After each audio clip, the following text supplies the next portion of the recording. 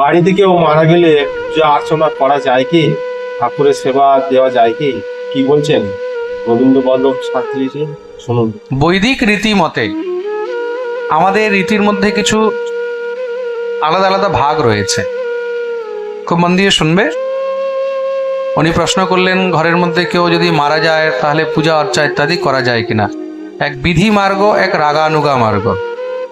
এক হলো বিধি মার্গ, আরেক হলো রাগানুগা মার্গ। রাগানুগা মার্গের মধ্যে কেউ যদি মরেও যায় তবুও ভগবত সেবা ছাড়া যায় না।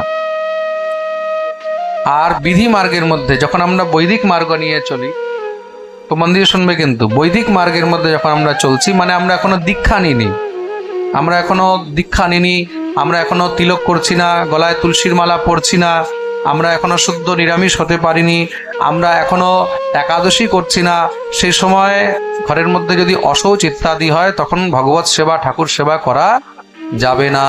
যদি আমরা বৈষ্ণব মন্ত্রে দীক্ষিত আছি, একাদশী করছি, নিরামিষ আহার করছি, ঠাকুরের ভোগ ছাড়া আমরা এক কণিকাও গ্রহণ করি না, নিত্য সেবা করছি ঠাকুরের, তখন যদি ঘরে কেউ মারাও যায় আর আপনার কাছে যদি সেবার জন্য উপযুক্ত কোনো পাত্র না থাকে, তখন কি করবেন? ঠাকুরকে কি ফেলে রাখবেন? ফেলা যাবে না। সেই অবস্থাতেও বৈষ্ণব গোবিন্দের সেবা করে যায়।